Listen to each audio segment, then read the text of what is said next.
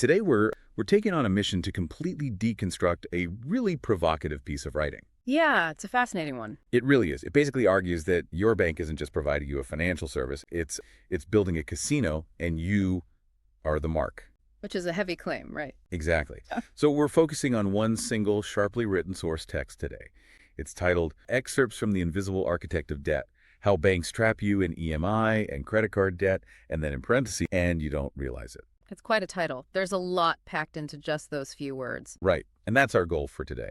We want to unpack all those heavy implications in that title and really explore how the source frames modern banking, not as a service, but as this unseen, calculated mechanism designed to capture you. Yeah, the premise here is essentially a total inversion of how we usually view personal finance. I mean, in just a handful of words, this text strips away all that polished bank marketing.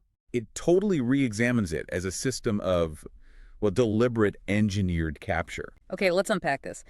Think about the last time you walked into a really high-end casino. Yeah, the lights, the sounds. Exactly. There's this immediate expectation of entertainment. You walk in, the lights are flashing, the carpets are, incredibly plush so your feet don't get tired. The dealers are smiling at you. Right. You enjoy the games, maybe you get a complimentary drink, and you just feel entirely in control of your night out, like you're the guest of honor. But you're missing the invisible design. Exactly. What you don't immediately register is the absolute lack of clocks on the walls. No windows anywhere either. Right. Complete absence of windows to the outside world. And the layout of the slot machines is this deliberate, confusing maze. None of that is an accident. No, it's a highly deliberate, meticulously calculated architectural choice. Designed to keep you inside, playing and spending money for as long as humanly possible. You think you're just enjoying a night out, while the entire environment is quietly working against you. That casino scenario it's the absolute perfect definition of invisible design. The building itself is manipulating your behavior, but it maintains this perfect illusion that you have total autonomy. You feel like you're making all the choices. Right. And that leads us directly into the first major concept of our source text. If we're sitting inside this casino, who built it? The invisible architect. Exactly. What's fascinating here is that the text focuses so heavily on that specific phrase, the invisible architect. It doesn't frame consumer debt as a personal failure. Or like a mathematical error you made on your spreadsheet. Right, or a run of bad luck. By using the noun architect, the text insists that debt is a meticulously designed structure. So it requires blueprints, load-bearing walls. An understanding of human traffic flow, all of it. And the architecture only works because it's invisible. The architects, obscure the blueprints from the consumer. But wait, let me push back on this a little bit. Is the text implying malicious intent by the banks, or is it just, a highly effective, profit-driven system design that just accidentally traps people? Well, the text answers that by moving immediately from the word architect to the word trap. Oh, okay. Yeah, it explicitly says how banks trap you. A trap isn't an accidental byproduct. Right. It's not just a whoopsie. Exactly. A trap implies intent. It's built with the singular goal of capturing something while hiding its true nature. Okay, so if the architect is invisible, what do the actual snares look like? Because we clearly aren't seeing them. That brings us to the visible tools, text names, the things right in our wallets and on our smartphones. EMIs and credit card debt. Yes. EMI, which is equated monthly installments, and credit cards.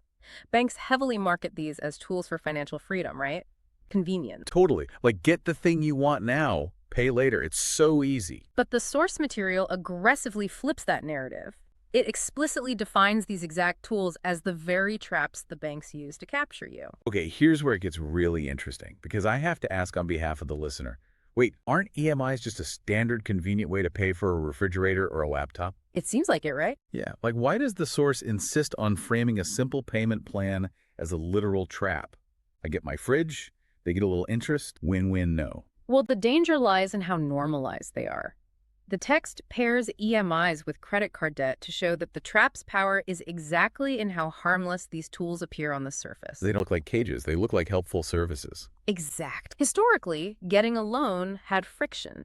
You had to go to a bank, talk to a loan officer, sign piles of paperwork. That friction gave you time to think. To really feel the weight of what you were borrowing. Right. But the modern invisible architect has spent billions to eliminate that friction. Like those little instant buy now, pay later buttons at digital checkouts. Exactly. You buy a $1,200 laptop online, and the checkout page doesn't scream $1,200 at you. It highlights a button saying, just $50 a month. So they're doing the math for you and reshaping the reality of the purchase. Yes, it's behavioral economics. By chopping up that big, scary number into 12 tiny numbers, they bypass your brain's natural pain of paying. Because pulling out $1,200 in cash hurts. It physically hurts your brain, yes. But $50, your brain says, oh, that's nothing. But you're still dedicating hours or days of your future labor to the architect. Wow. You're mortgaging income you haven't even earned yet? And that's the EMI. It's the entry point. It trains your brain to view future unearned income as already spent. So if the EMI is the snare, the credit card is? The credit card is the deep end of the pool, revolving credit. With an EMI, there's an end date. With a credit card, it's a continuous loop. Because they encourage you to just pay the minimum balance. Exactly. So if these traps are sitting in plain sight, why do so many people fall into them? That brings us to the final psychological element of the source text, right? Yes, the text ends with that parenthetical, and you don't realize it. The blind spot. That is the absolute linchpin of the whole argument. The success of the invisible architect relies entirely on you never realizing you're in a cage. So what does this all mean? It's kind of that old boiling frog analogy, isn't it? Oh, that's a perfect way to put it. Yeah, you don't realize the water's getting hotter until you're already cooked. The trap isn't something that violently snaps shut on your leg. No, it doesn't hurt when it happens. You walk into it willingly, you think you're in control, you get your 2% cash back, you feel like a savvy optimizer beating the system. But the rewards points are just the complimentary drinks on the casino floor. Oh man, that's so true. They want you to feel smart so you keep swiping. If we connect this to the bigger picture, this phrasing completely shifts the blame. No so. Well, usually society places a huge burden of shame on the person in debt. The narrative is you lack discipline, you're bad with money, it's a moral failing. Like it's entirely your fault you couldn't do the math. Exactly. But by framing debt as an invisible architecture designed to trap you without you realizing it, the text removes that traditional shame. It puts the responsibility squarely on the bank's deceptive practices. Yes. It says you aren't failing. You're just being out-engineered by massive institutions with billions of dollars and teams of behavioral psychologists. That is incredibly validating. Yeah. You're fighting an asymmetric war. You really are. Okay, let's summarize the profound narrative spun by this really short text, because it's a lot to take in. It definitely is. The source argues that your debt is not a personal failing. It is the result of an invisible, calculated architecture designed by banks to trap you.